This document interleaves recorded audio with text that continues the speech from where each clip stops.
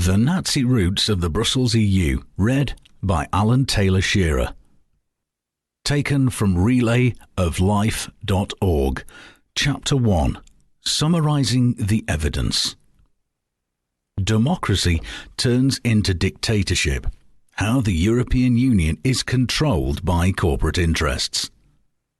The Brussels EU is portraying itself to the world as a shining example of a 21st century democracy. In reality, however, nothing could be further from the truth. In a true democracy, all power resides with the people. The principle of separation of powers between the three levels of government, executive, legislative and judicial, establishes checks and balances to protect against abuse. This principle has been universally accepted after mankind fought for it for thousands of years. In contrast, the Brussels EU lacks this fundamental principle of separation of powers. Moreover, the people of Europe have neither control over the executive level nor over the legislative process. Worse, the parliament they elect has no means of effectively controlling these branches either. To hide this impetus, Article 225, the so-called fig leaf article, was inserted into the Lisbon Treaty. This clause offers a possibility for the EU Parliament to, quote, request the Commission to submit a proposal, end quote, for legislation. The Commission, of course, can simply refuse to do so. Operating outside the basic principles of democracy, the Brussels EU, by definition, is a dictatorship. The power of the people to determine their government has been transferred to corporate interests. How the oil and drug cartel attempts to control Europe. The Brussels EU portrays itself to the world as a parliamentary democracy, with the EU Parliament playing the decisive role. However, the executive decisions and the drafting of all legislation is carried out by the EU Commission and its staff of over 54,000 people. From their offices in the Commission headquarters, the Baillimont building, and other locations, this paid army of career bureaucrats craft the laws of Europe on behalf of corporate interests. In contrast, the 754-member EU Parliament is composed of politicians from 27 countries at time of writing, who have no controlling power over this army of bureaucrats. The EU Parliament functions as little more than window dressing for the purpose of portraying the Brussels EU as a parliamentary democracy to the people of Europe. The stakeholders of the oil and drug cartel, and how they chose the President of Europe. On the previous pages, we emphasized the fact that the power determining the government of Europe has shifted from the people to the corporate interests, namely the oil and drug cartel. This cartel is well characterized. It comprises the multi-trillion-dollar chemical, petrochemical, and pharmaceutical investment interests. This cartel is by far the largest corporate investment group in the world. During the 20th century, this cartel has become not only the dominating economic force, but has also positioned its political stakeholders in the governments of the leading industrial nations of the world. Leading representatives from the financial circles controlling the cartel are the Rockefeller Group, representing the US-based oil and drug interests. This is the largest of these financial interest groups.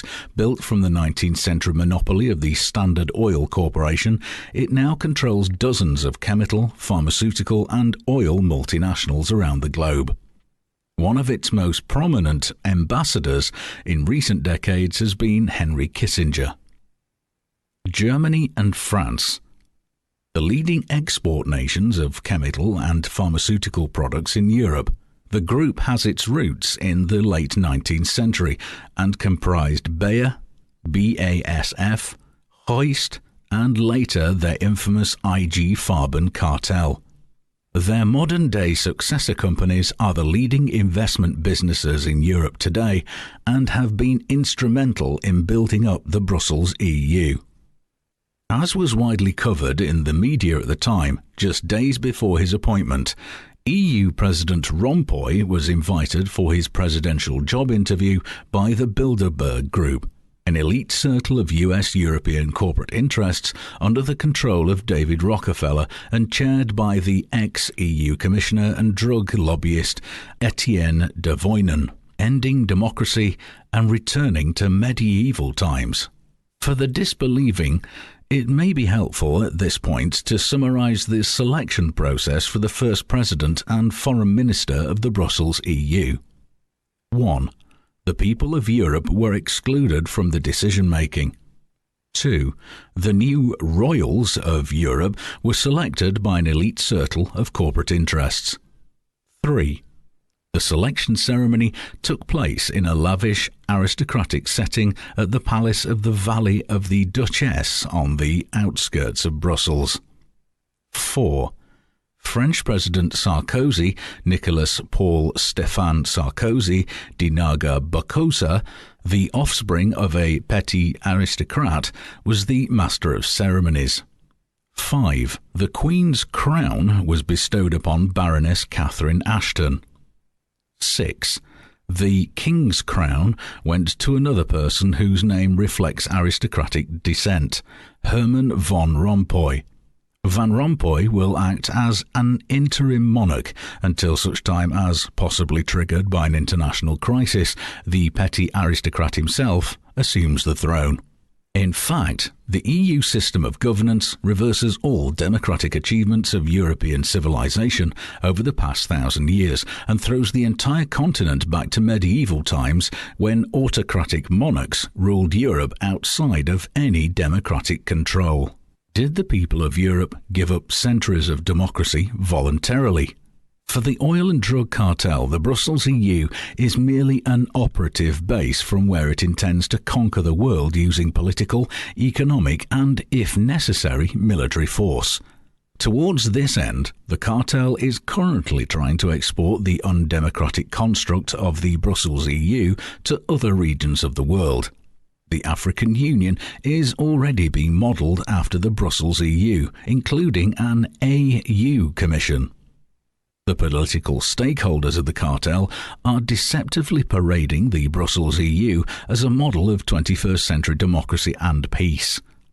For the sheer scope of this global PR campaign, the people of the world may have the impression that the Brussels EU was approved in a democratic election by the people of Europe and that this political body reflects their will. But nothing could be further from the truth. The actual facts cast a characteristic light on the fundamentally undemocratic nature of the Brussels EU, a warning sign for the world. The only country where the people were allowed to vote on the Lisbon Treaty, the enabling act of the Brussels EU, was Ireland, whose population constitutes less than 1% of the total of Europe, and even this vote was the result of a mockery of democracy. In June 2008, the people of Ireland had rejected the Brussels EU construct in a resounding no, but the political stakeholders of the cartel in Brussels decided to ignore this vote. They bribed the Irish government into holding a second referendum and coerced a yes vote, with a staggering amount of money channeled from the stakeholders of the cartel to Dublin. Over 99% of the population of Europe, numbering more than 500 million people, were denied the democratic right to vote on the Lisbon Treaty in a referendum. The stakeholders of the cartel deprived people of their democratic rights. This violation of all principles of democracy by the cartel is no coincidence. Opinion polls conducted across Europe showed a rejection of the Brussels EU construct by a vast majority of voters. The deceptive nature of the Brussels EU is best characterised by the fact that whilst it is hailed by the cartel stakeholders as a hallmark of democracy, the most basic democratic rights are denied in fear of the people. The strategic goals of the cartel. Previously, we summarised what the plans of the oil and drug cartel are for constructing the Brussels EU. Obviously, this bold manoeuvre is not a random exercise, but has profound economic motives. Here we explain the why behind the Brussels EU. The financial groups behind the oil and drug cartel are interested in controlling giant global markets that affect literally every human life. Prominent examples of this are the areas of food, health, and energy. Over the past century, the oil and drug cartel has expanded its markets into these three areas into multi-trillion-dollar investment businesses. The construction of these giant global markets was based on two strategic tools. Firstly, the use of patents as tools for monopolizing markets. Secondly, public disinformation with the goal of keeping the people illiterate about the alternatives. As a result, every person in the industrialized regions of the world today pays around 1/3 of their disposable income as tributes to the cartel. With the beginning of the 21st century, the cartel faces a fundamentally new challenge. All of its key markets, oil, drugs, agricultural chemicals, and GMOs, are being threatened by new technologies that will ultimately replace the existing monopolistic and patent-based global markets. In this situation, the financial interests behind the cartel know that their multi-trillion-dollar business can no longer survive in a democracy. Thus, the undemocratic construct of the Brussels EU is a strategic step towards the setting up of a global dictatorship on behalf of these corporate interests. At the beginning of the 21st century, mankind stands at a crossroad. We have to decide whether we want to allow the oil and drug cartel interests to continue their domination over our lives by the imposition of largely antiquated technologies, or whether we are ready to liberate ourselves from that yoke by taking advantage of new, independent and sustainable technologies such as renewable energies, science-based natural health and organic agriculture. Today Europe, tomorrow the world. 2 months prior to the Lisbon Treaty coming into effect, the political stakeholders of the oil and drug cartel left no doubt about their global ambitions.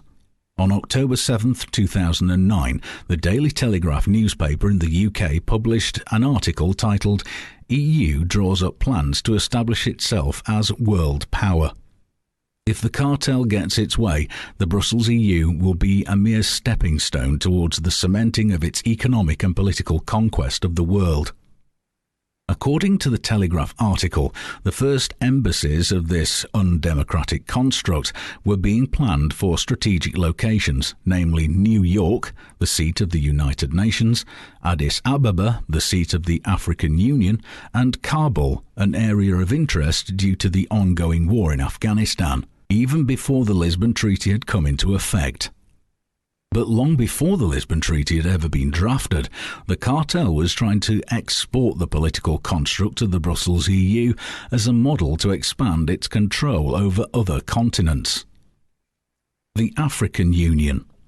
The architects of the African Union, the AU, have not hidden the fact that the AU is modelled on the European Union, with almost identical institutional structures, including a so-called AU Commission. The permanent seat of this commission is Addis Ababa in Ethiopia, apparently the intended Brussels of Africa.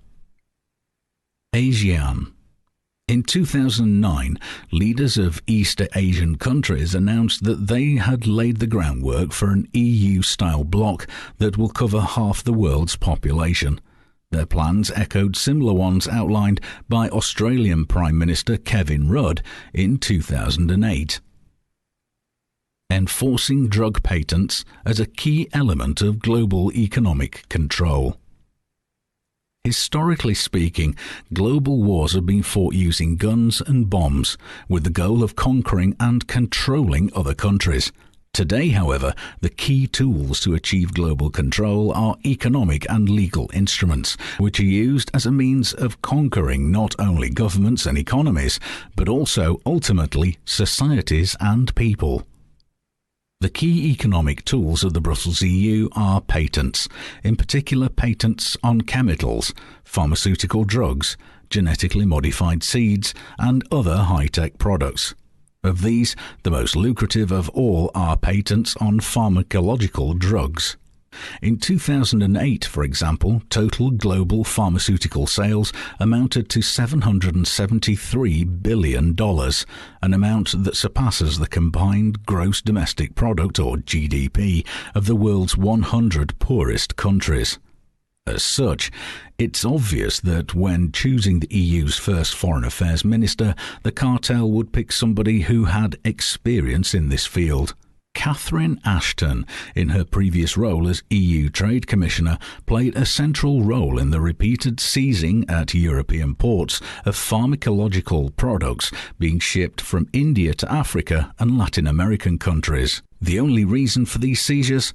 The drugs were produced by companies in India who specialize in producing generic, non-patented drugs. These generic drugs, the only ones that can be afforded by poor developing countries, threaten the profits of patented drugs manufactured by European pharmaceutical companies. Patents, the key tools to control the world. The significance of patents in the strategic planning of the Brussels EU for world control deserves particular attention. In general, patents are legal documents issued by the relevant government agency in a country that define the right of ownership of a product or technical process. Economic tools to control national and international markets. Political instruments. Through their role in the critical health sector, pharmaceutical drug patents are also being used as strategic tools to control entire countries. A particularly malicious aspect of patents is that they're being used to form global corporate cartels beyond any national or international legislative control. Large multinational companies do not need to formally unite in order to control the market for a certain product across a continent or the entire world. They simply need to stake out their territorial patent claims. Patents allow multinational companies to control entire sectors of societies across continents without being subject to restrictions such as national boundaries. In some industries, profits amounting to trillions of dollars are being channeled to multinational companies without the public being able to identify the corporate beneficiaries. The effect of patents with respect to human health has been especially devastating in that drug multinationals have been seeking to monopolize what is arguably the most critical sector in any society.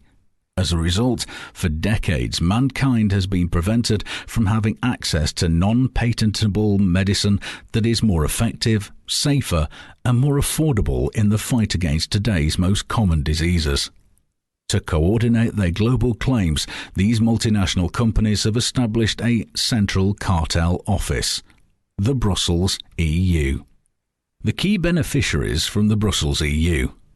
If one was to take a glance at some graphics that show the key beneficiaries from the political construct of the Brussels EU, the relative financial contributions of taxpayer money paid by each of the then 27 member states at the Brussels EU in 2006 considered the fact that the majority of smaller member states joined the Brussels EU only recently, the total investments from the founding states over a period of half a century dwarf the financial contributions of the newcomers. You would also see the relative number of patents filed annually from within each of the then 27 member states of the EU. The largest number of patents are being filed by a group of countries composed of Germany, France, Italy, and the Netherlands. Collectively, the number of patents filed from these four countries amounts to more than 70% of all patent applications filed in the EU.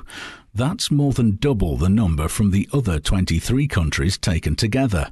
It is therefore no coincidence that Germany, France, Italy, and the Netherlands are four of the 6 founder members of the Brussels EU. The 6 founding members, together with Great Britain, another leading drug exporting nation, hold the majority of votes both in the Council of Europe as well as the European Parliament. Following the signing of the Lisbon Treaty, the investors in the Brussels EU are ready to collect the return on their investments. There is a remarkable similarity between the ranking of financial contributors to the Brussels EU and the number of patent applications filed from within those same member states. Since patents are valid throughout Europe, it shows that European nations control high technology markets and ultimately life in Europe. The Master Architect of the Brussels EU. Questions that urgently deserve answers are: how could the architects of the Brussels EU build such an undemocratic construct from within democratic European countries, and who were these men? In fact, the key architect of the Brussels EU was Walter Holstein, 1901 to 1982, a prominent attorney in Nazi Germany. In June 1938, Holstein participated in the official state negotiations between Nazi Germany and Fascist Italy with the goal of making these aggressive ideologies the basis for a future Europe. In January 1939, only months before the launch of World War II by the fateful coalition between IG Farben, the largest oil and drugs cartel at that time, and the Nazis, Holstein gave a historic speech outlining in detail the legal structure of Europe under Nazi IG Farben control. In 1941, Holstein became the Dean of the Faculty of Law and Economics at the University of Frankfurt, Germany. It was no coincidence that Frankfurt was also the headquarters of IG Farben. A few years later, the Nuremberg war crimes trials revealed that it was from these IG Farben headquarters that the economic conquest of Europe was planned and implemented, with patents being the key legal tools for economic control. In 1950, after having lied to the Allies about his Nazi past, Holstein became advisor to West German Chancellor Adenauer and the principal coordinator of his foreign policy.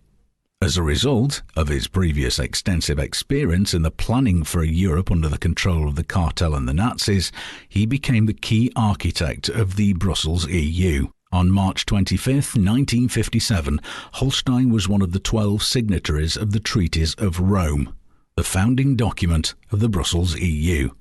In 1958, he was appointed the first president of the EU Commission, a post he held for an entire decade. Walter Holstein. From 1936 to 1945, Holstein was a member of the infamous Association of Nazi Law Protectors, the organization built to become the legal pillar of a Europe under the control of the Nazi cartel coalition.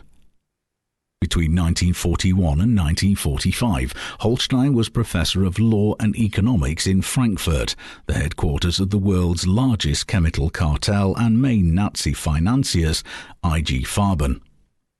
From 1950 to 1957, Holstein was the political mastermind of the negotiations that led to the Treaties of Rome. On March 25, 1957, Holstein was one of 12 signatories of these treaties that founded the Brussels EU. From 1958 to 1967, Holstein was appointed the first president of the so-called EU Commission. He built the Brussels EU and ruled Europe for 10 decisive years from a giant building with the help of thousands of unelected bureaucrats on behalf of cartel interests. Today's Brussels EU is built upon a series of predecessor organisations that gradually led to the current construct. The first cycle of organisations was completed in the 1950s and included the European Community for Coal and Steel, the ECSC. In 1951, the European Defence Community, the EDC, a project that was rejected by the French Parliament in 1954. The European Economic Community, the EEC, and the European Atomic Energy Community, the AEEC, or Euratom, in 1957. All those organisations had several key elements in common. 1. They were driven by the German oil and drug cartel after the 1945 defeat of the Nazi cartel coalition in an effort to organise its next attempt at the conquest of Europe. 2. The texts of the treaties were prepared by legal stakeholders of the oil and drug cartel, most notably Walter Holstein. in order to secure the dictatorial structure needed for this conquest plan. 5 European countries, France, Italy, and the Benelux countries, were lured to join these communities with the deceptive promise of peace, security, and economic prosperity. The Sicily Six. From June 1st to 3rd, 1955, the decisive preparatory meeting for the European Economic Community took place in Messina, Sicily. The participants of this meeting should become known as the Sicily Six. Guentano Martino, MD, Italy, the conference host. Formal legal education? None. Before and during World War II, member of the Italian fascist movement under Mussolini, post-World War II career as member of the Sicily Six. Antoine Pinet, France, formal legal education? None. During World War II, member of the National Council of Vichy, the French puppet regime established by the Nazi cartel coalition in occupied France. Joseph Bech, Belgium, education, law school, profession. In the year of his admission as attorney in 1914, he became deputy of a right-wing party, held various political functions throughout his life. William Bayen, from the Netherlands, education, law school, profession, business executive, Philips and Unilever, banker and various political functions. Paul Henry Spaak, Luxembourg, education, law school, profession, a few years of private legal practice from 1925 onwards, various political functions. And the Nazi cartel law professor. The limited legal experience of these 5 founder members of the Brussels EU contrasts with that of the 6th member, Walter Holstein. By the time of the Rome Treaties, Holstein had almost 3 decades of experience in the fields of education, teaching and research at German law schools and institutes, with a focus on comparative international law and economics.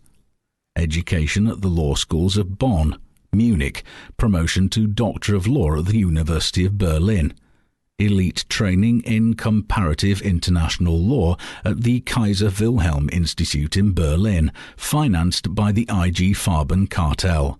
Almost 20 years as dean at the faculties of law and economics at the universities of Rostock and Frankfurt. One look at Holstein's curriculum vitae documents shows us he was really pulling the strings in crafting the legal basis for the Brussels EU. Holstein and Project Scorched Earth.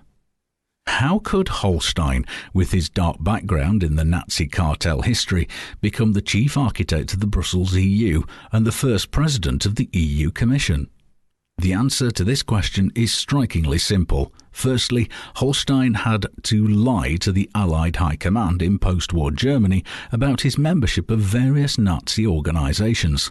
Secondly, he had to make sure that his numerous publications and presentations as a crusader for the Nazi cartel conquest of Europe were destroyed. The book, The Nazi Roots of the Brussels EU, shows various documents, and one of them is a printout from the German National Library, using the search term Walter Holstein.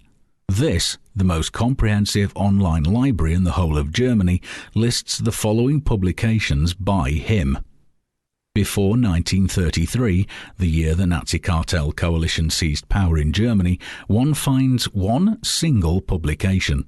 After 1945 and the defeat of the Nazi cartel coalition, one can find more than 100 books and publications by Holstein. Amazingly, between 1933 and 1945, during the terror regime of the Nazi cartel coalition, one can find only one single publication by Holstein.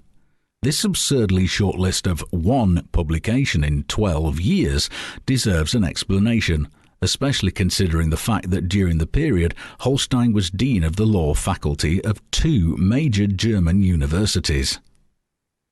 There's only one explanation for this fact.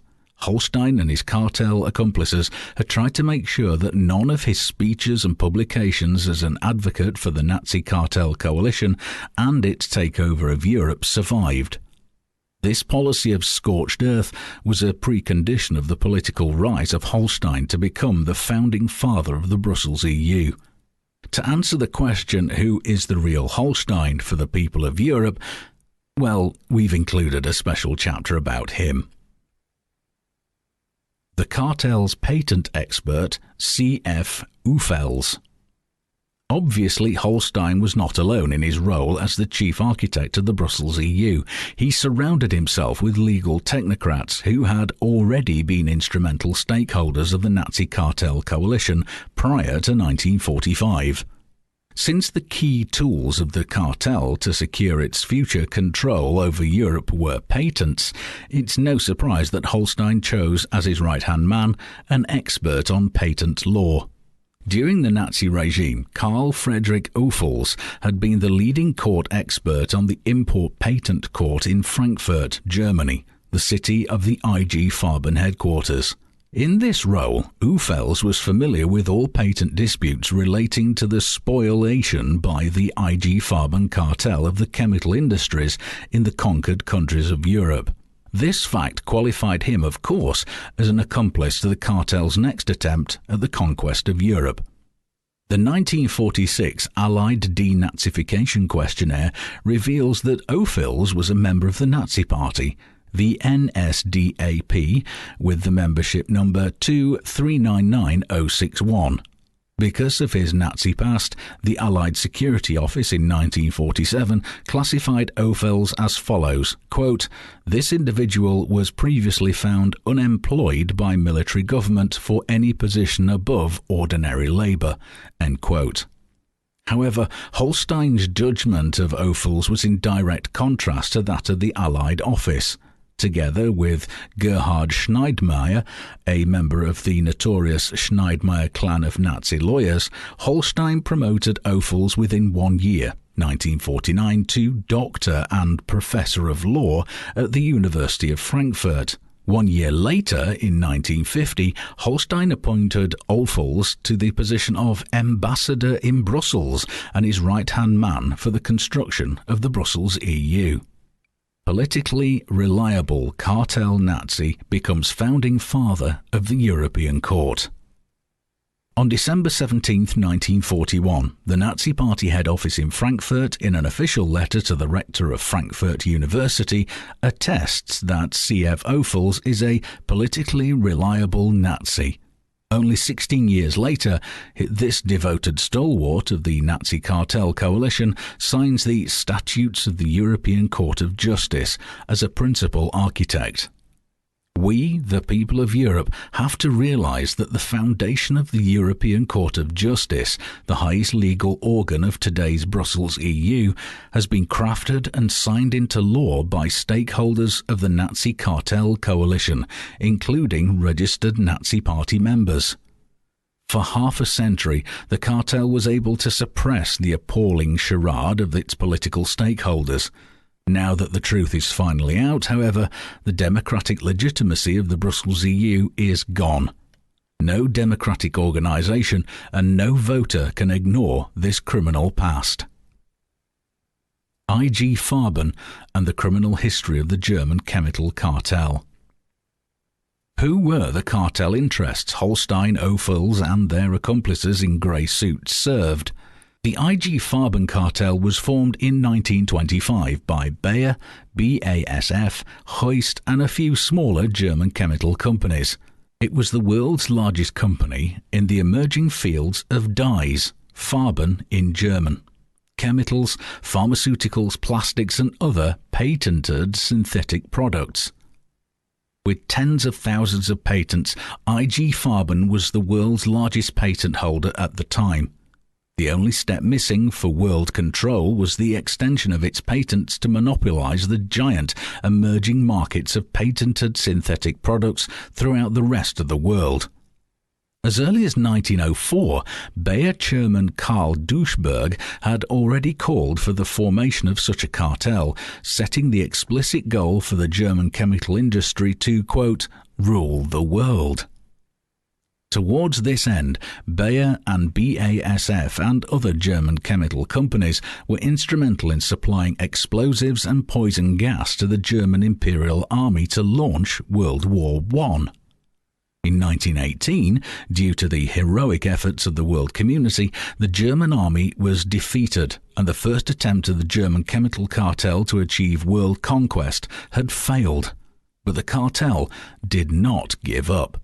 Bayer, BASF and Hoist, operating since 1925 as the IG Farben cartel, financed the rise of the Nazi Party and prepared it technically and logistically for the next attempt at world conquest, World War II.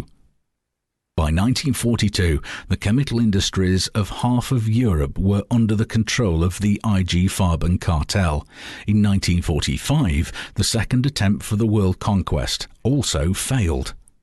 In 1948, several IG Farben directors were sentenced during the Nuremberg War Crimes Tribunal for genocide, slavery, plunder and other crimes against humanity. The IG Farben cartel built up the world's largest extermination camp.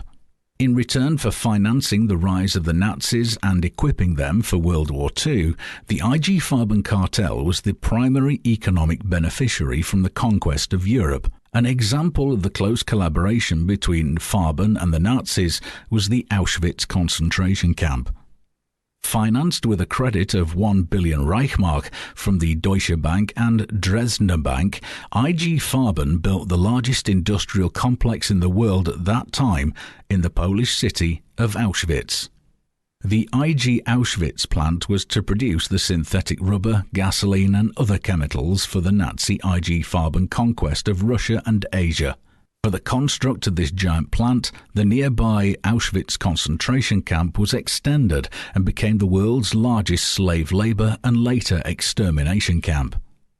These and many other crimes committed by the IG Farben cartel in Auschwitz and elsewhere are documented in the records of the Nuremberg War Crimes Tribunal against leading executives of this cartel. Most shocking amongst these documents are the deadly medical experiments, the majority of which were conducted with patent pharmaceutical drugs from Bayer and Hoist and other IG Farben companies. The Nuremberg Tribunal also revealed that some of the doctors conducting these deadly experiments, including Dr. Vetter, were at that time paid employees of Bayer. With the group to impose the Brussels EU, the cartel exposes its own criminal past. Over the past half-century, the oil and drug cartel has done everything possible to conceal the truth regarding its unscrupulous criminal past as the instigator of 2 world wars.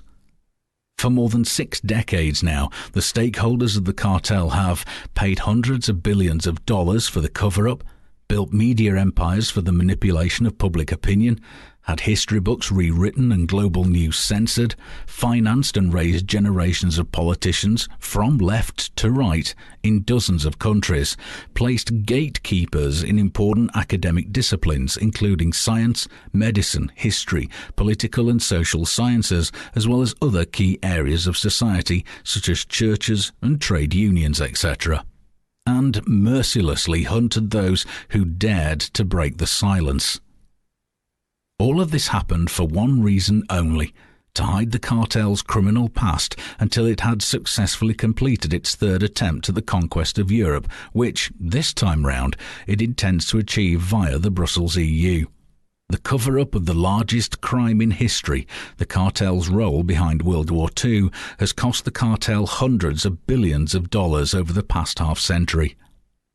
This staggering amount of money spent by stakeholders of the cartel to cover up its criminal past can only be explained by one fact. The cartel is fully aware that the exposure of its past would destroy the plans for its next attempt at conquering and controlling Europe. The signing of the Enabling Act of Lisbon, along with the coercion of the people of Europe under the Brussels EU, make the publication of the historic documents and facts contained in this book a necessary and timely event.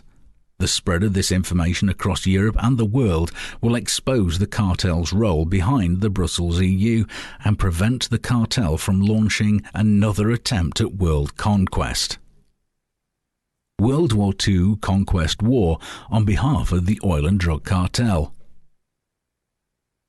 Shown in the book is the title page from the official 1945 report that followed the learning of the US Congress on the causes of World War II.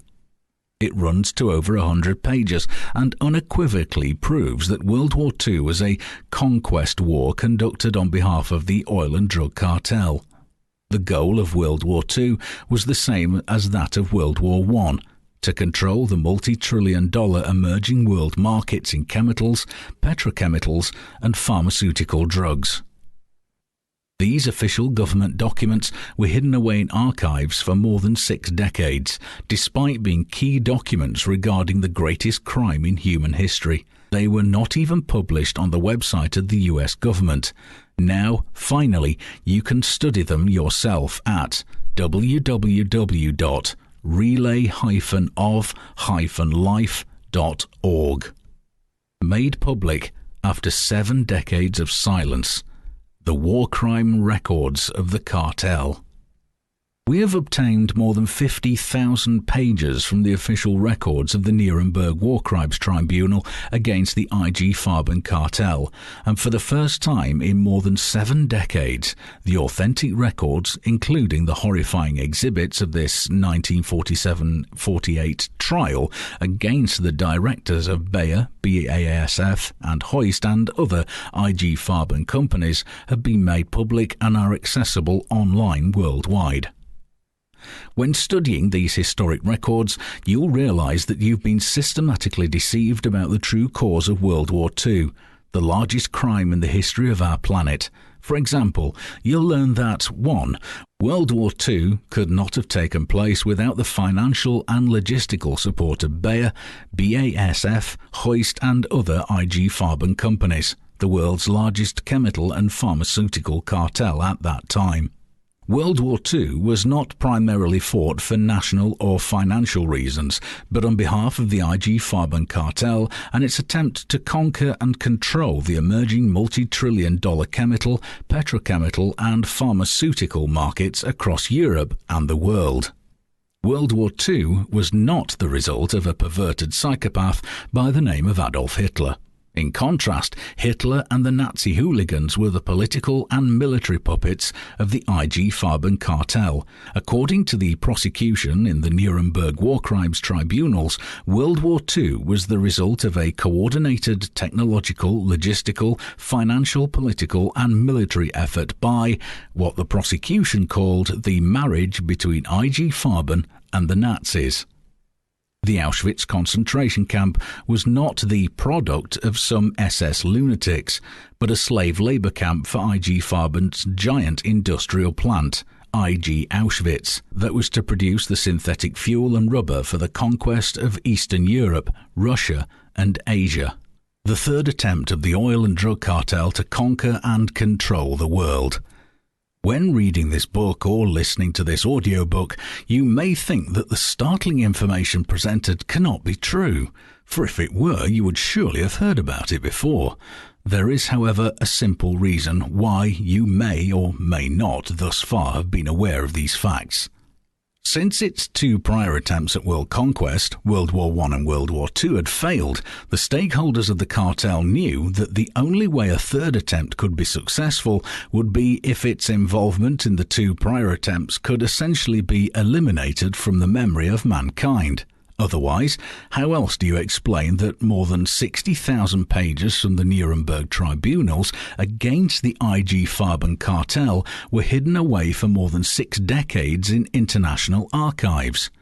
Why did it take the authors of this book to help release the information and publish it online at www.profit-over-life.org? While the military and political stakeholders of the cartel during World War II were held responsible for the death and destruction they caused, the economic masters continued their relentless efforts to achieve their ultimate aim: Towards this goal, they simply finance the rise of a new generation of political stakeholders in key countries. Helmut Kohl, a former BASF employee, was promoted to become German Chancellor, a post he held for 16 years. During that time, he spent billions of dollars of taxpayers' money to finance and build up the Brussels EU. Angela Merkel, his political protégé, holds this post today. In parallel, in France, the heirs of the architects of Auschwitz promoted Nicolas Sarkozy to power. After the rejection of the Brussels EU by the people of France and the Netherlands in 2005, these two political executors of the cartel coerced the heads of the rest of Europe into signing the Lisbon Enabling Act. The world on the brink of global dictatorship and World War III. History shows us that there were two preconditions for the attempts at world conquest by the cartel. 1. The establishing of a dictatorship in the territory from where the conquest of the world is being launched. The Lisbon Treaty provides the legal basis for this. 2. Systematic planning for military actions, including a new world war. The formation of a European army, and when combined with open threats by leading political stakeholders of the cartel to use nuclear weapons, is an unmistakable step towards this. Thus, the historic parallel to the seizure of power by the oil and drug cartel by means of the Brussels EU is the takeover of the German government by the same interest groups 3/4 of a century ago. The year 1933 is paralleled by the year 2009, when the oil and drug cartel enforced its Enabling Act. The year 1934 is paralleled by the year 2010, when the dictatorship will show its true face by subjecting key sectors of society under its rule. The Sarkozy-backed plan for a centrally controlled European economy is just the beginning. In light of these facts, the people of Europe and the world need to take action. The success of these efforts will depend upon the following preconditions. The right political analysis. This book is written to provide this. Effective dissemination of the information to the people of the world. And 3. The organization of a movement of people who are committed to protecting democracy and peace in Europe and the rest of the world. Preventing history from repeating itself. Since it's obvious that the political representatives of an entire continent, Europe, failed to protect democracy, we, the people of the world, have to recognize our responsibilities and take action. In order to be able to do so, we need to understand history. Twice before, the oil and drug cartel took Europe and the world into the abyss. More than 100 million people paid with their lives as a result of these corporate interests' quest for global control. The 20th century will go into the annals of history as the century of death and destruction on behalf of the oil and drug cartel. And now, at the beginning of the 21st century, we are faced with the situation that the same corporate interest groups are undertaking a third attempt to subjugate the world under its control. This third attempt today is particularly malicious because the cartel is hiding its obvious motives of global control behind the deceptive propaganda of peace. The cartel's political stakeholders are trying to convince the people that the Brussels EU is needed to prevent Europe from repeating the dreadful experiences of World War I and World War II. We now have to make a choice. Either we close our eyes and ignore these historical facts, or we recognize our responsibility to prevent history from repeating itself and act. Clearly, the only way forward is to act.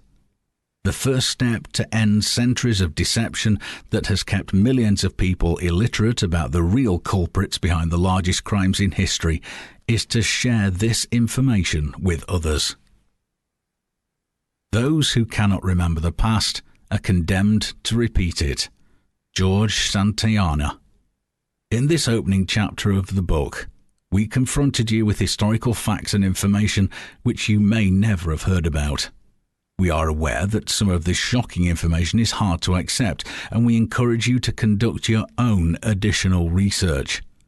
Because all the facts presented here are based on historical records, we're convinced that you will find everything in this book confirmed. Once you realize to what extent you, your family, friends, and entire generations have been held in complete illiteracy about the essential facts of history, you may ask yourself a decisive question. How much longer do we allow cartel interests to determine the future of our continent? The following will give you some ideas about what you can do, which will be further elaborated in the last chapter of the book. The historical challenge of our time. To correctly assess the current geopolitical situation, we must highlight an important difference between the previous two attempts at world conquest by the cartel and its current attempt. World War I and World War II were attempts by the oil and drug cartel from one country, Germany, to eliminate competition from other nations and multinational companies to dominate the newly emerged market of chemicals, petrochemicals, and pharmaceuticals. In contrast, the present attempt at world conquest via the Brussels EU is being pursued so vigorously for a different reason. Over the past decades, mankind has developed technologies that fundamentally threaten the monopoly of patented synthetic products. The products that are threatened currently form the very foundation of the economic power of the cartel. Oil. The monopoly of oil as the principal supply of the world's energy is being threatened by renewable forms of energy, including water, hydrogen, wind, solar, tidal, geothermal, and others. As different as all these technologies are, they have one aspect in common. They liberate mankind from the dependency on oil. Patented drugs. The monopoly on patented pharmaceutical drugs as the principal answer to the world's health problems is being threatened by science-based, effective, safe, and affordable natural health approaches. Patented food. GMOs. The attempt to monopolize and control the world's food supply based on patented genetically modified fruits, vegetables and animals, GMOs, is threatened by the growing popular demand for healthy, fertilizer and pesticide-free organically grown food sources. The meltdown of each of these global markets signifies a loss in the magnitude of hundreds of trillions of dollars. Moreover, the interests behind the cartel have realized that the people of the world are determined to defend these new liberating technologies, making it impossible for them to defend their global patent-based markets in a democratic system. In this situation, the only option for the cartel to protect its economic privileges is to escalate international crises and instigate military conflicts with the goal of establishing its dictatorial rule over the world. The people of the world have to realize that the current attempt of the oil and drug cartel at world conquest is not the battle of one nation against the rest of the world, like in World War I and World War II. The battle lines today are drawn between the financial interests of a handful of corporate shareholders and the health and life interests of billions of people living today and countless others as yet unborn. This is the challenge of our time, but in this historic challenge also lies a breathtaking opportunity. A world for the people, by the people. Since it's obvious that the political representatives of an entire continent, Europe, failed to protect democracy, we, the people of the world, have to recognize our responsibilities and take action. What is needed now is a global movement that protects the inhabitants of this planet today and in the future from being sacrificed to the interests of the oil and drug cartel. The very essence of this movement is to protect the health and lives of millions of people. Therefore, it will be a movement of life. This book provides the historical analysis for the necessity and urgency for such a movement. The lessons of history documented in this book will end the decades of deception that have formed the basis for the rule of the oil and drug cartel until now. This book shows that the desperate efforts by the cartel to cement the Brussels EU and extend its influence around the world are no coincidence. They reflect the fear of the status quo that it may lose political and economic control of our planet. Alternative forms of energy are threatening to end the tyranny of oil. Similarly, effective natural health approaches are about to end the dependency of mankind upon patented toxic chemical drugs. The stakeholders of the status quo have realized that they can no longer preserve their economic interests in a democracy. The only way that their multi-trillion-dollar markets with largely antiquated technologies can be maintained is by resorting to totalitarian forms of government. Thus, the aggressive attempts of the cartel to seize power over Europe and the world, as documented in this book, are not a sign of strength, but of desperation. Why the movement of life will succeed. Understanding the historical analysis regarding the increasingly desperate situation of the forces that have controlled the world in the past is a precondition that the creation of a new world for the people by the people, the movement of life, that has to undertake this historical mission has two primary goals. 1. Advance new technologies in the fields of energy, health, and other key sectors of society that dismantle the monopoly of the status quo in these markets. 2. Combine the democratization of these technologies with the promotion of political democracy at the local, national, and international level. By working towards these goals, the movement of life will protect democracy, preserve peace, and thereby inevitably overcome the plans of the cartel for another attempt at world conquest. More about the urgency of the movement of life can be found in the concluding chapter of this book. That's the end of Chapter 1, but listen out for Chapter 2 coming up very soon.